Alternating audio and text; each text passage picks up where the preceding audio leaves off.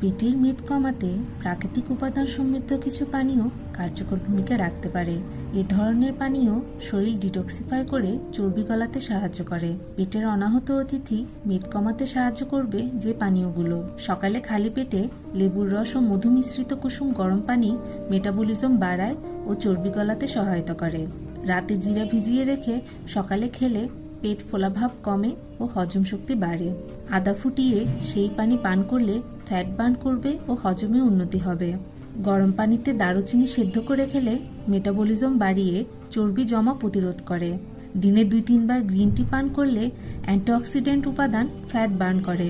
1 glass পানিতে 1 চা চামচ অ্যাপল সিডার ভিনেগার মিশিয়ে সকালে পান করলে ক্ষুধা নিয়ন্ত্রণ হয় এবং চর্বি গলাতে কার্যকর।